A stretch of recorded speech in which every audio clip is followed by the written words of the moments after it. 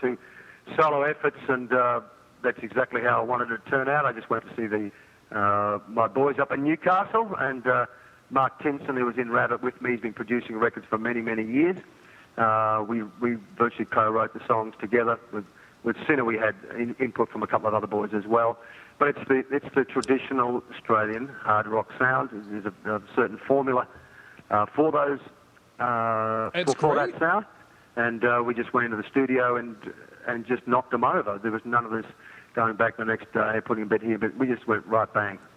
Just went straight in there, and most of them were like 1 or 2 takes, just like we do it live. And the boys are that great players that they didn't make any mistakes. So you've got guys that can play and remember how it's supposed to be arranged too, because you've got to remember the arrangement to be able to play the whole song right through, and then change the arrangement slightly and go, let's try this again, and to be able to play it right through that. And any mistakes, these guys, they're professionals. And I was still writing lyrics like the night before for the next day, and sometimes writing the lyrics on the spot. So the lyrics and a lot of the songs were absolutely brand new, just written, and I was excited to sing them because I was interpreting the songs as we were going. So and the guys themselves, the lead breaks and stuff like that, it was like, right, off you go. And so it was fresh, it was new, we were creating it.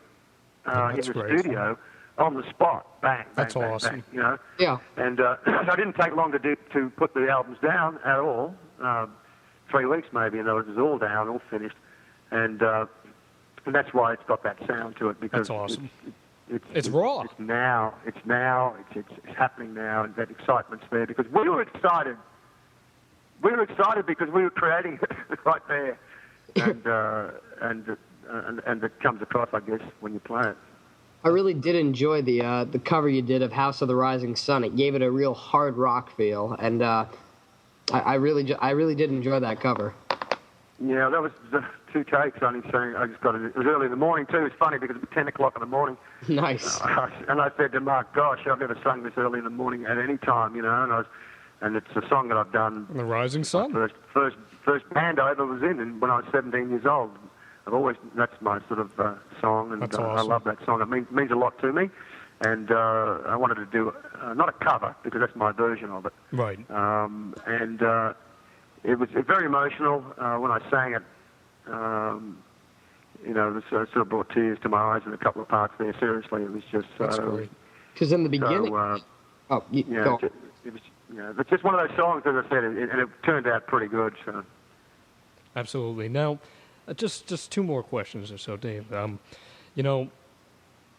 want to talk here about touring, okay? First off, AC/DC came under a lot of pressure from fans and stuff recently. It made some headlines during their Black Ice tour where they went in, they played all these shows, and they pretty much kept the set the same. Do you feel, and this goes to any band, not just AC/DC, do you feel that a band should have to vary up their set if they embark on a long tour? Would you do that, or would you feel like, the fans want to hear what they want to hear, and that's what you're going to do? Well, that's a decision really for each individual, I suppose. I mean, in my set I do, obviously, songs from my last 2 albums, Sinner and Judgment Day. But then I'll do, Can I Sit Next to You Girl, Rockin' in the Parlour. Of course. Baby, Please Don't Go. These are songs that I know the fans want to hear, right. And so you got to give them something they want. And I usually do like a Bon Scott song at the end too for them. So yeah, I'm mindful that you've got to give the fans what they want as well, and that's great. Right. Well, I did those songs; they were hits. They want to hear it. Definitely. At the end of the day, I'm an entertainer. Mm-hmm. And you've got to entertain the crowd. So, give them your new stuff. Give them some old stuff, give them too, a little bit of give them a bit of the old stuff as well, and then the fans are happy, because the shows that I do, the fans are always ecstatic at the end of them because they get a great show, great music, and they get the new stuff, and they get a bit of the old stuff as well, and they go away very satisfied. Well, let's talk about those shows. Dave, are you going to be touring anytime soon? Because we want to see you if you come over by the New York area, that's for sure. Are you going to be embarking on a tour anytime soon? Well, I'm talking to some people in Jersey at the moment. Beautiful. Fantastic. Awesome. About possibly coming over, and that's what we've been sort of chatting about the last couple of weeks, possibly forming a band for me there. That's awesome. Hey, we'll play. In Jersey. And Yeah. So, well, I'll know more about it a little bit later. They love my music, and we're talking about putting a band together and all that kind of stuff, and that could happen next year, and I hope so, because I've done most of my shows down in Texas, as you guys know. I lived in Dallas, Texas there for nearly 5 years, 4 years or just over, doing shows around Texas, but I've got to get up to New York and all over, really. So Absolutely. at the moment, yeah, it's in the pipeline at the moment, and I'm dying to get back to the USA. Good. Because Texas is in my blood, boys. I can't help it. Oh, yeah. It's kind of like the, I'd say it has the most Australia-like.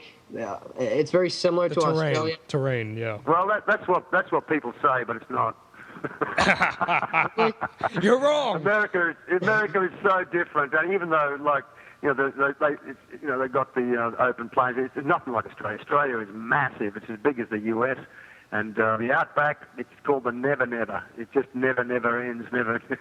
It's just so different. The people are different too. I mean, just because people sort of got cowboy hats in Texas and a lot of parts of Australia, they wear cowboy hats too. I can see where people see the similarities, but really living in Texas, I can tell you, boys, Texans, are different to Australians, and Americans all over are different to Australians. Oh, yes. And the American people are different too. The Australians are a lot nicer.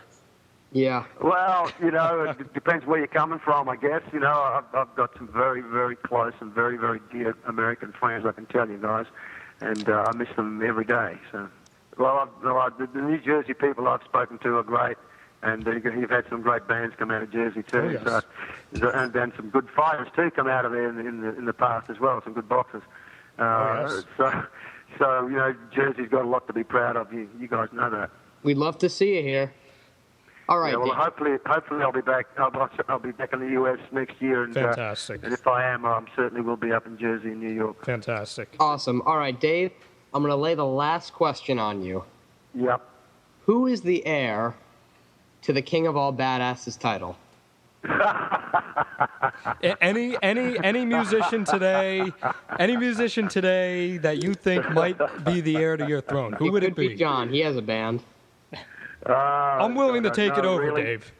There's been some badasses, of course, right throughout history. And look, I got called King of All Badasses by the Americans when they came to see me and heard my music and saw me on stage breaking things up and all that kind of stuff. And my attitude, my Aussie attitude, that's what people sort of said all the time. King of All Badasses, Dave, and it sort of stuck. And when I was in the United Kingdom, when I toured in Britain last year, one of the newspapers called me Crocodile Dundee. So, it's all a bit of fun. You know what I mean? I gotta say, my personal pick. I love those the Airborne boys out of Australia. Airborne. I think they're great. I don't know if you've heard of them. Big hard rock band up there. They're doing pretty well. They've got the AC/DC sound down pretty well. And of course, people like to hear that kind of thing. I mean, I don't copy anybody. I'm just of course not. That's it. All original. Got to stick with it that way. And you know what? Yeah. And Dave, I hope that this interview proved to a lot of people here, at least, what a guy you really are. Because, Dave, you interact with us on Facebook. You were so great with getting back to us and even granting us this time for the interview. It is so appreciative, and I know I speak on behalf of Elijah when we say thank you so much. Thank you. That's right, John and Elijah. But it's good to interact with the fans because I hear what they're thinking, and it's important as well. It's not just a one-way street. I mean, the fans talk to me, they tell me what they're thinking and that kind of thing, and it's great to hear from them and to chat with them, and it's a bit of fun, when I get a bit of time, because when I'm on tour and stuff like that, it's harder to get on Facebook and that kind of thing. But yeah, I enjoy it, and getting those photos out and songs out to the fans that may not have heard them, and hopefully I get a few album sales too. Absolutely. Well, Dave, you are in fact the king of the badasses. There's no denying it. No denying. Thank you so much for joining us.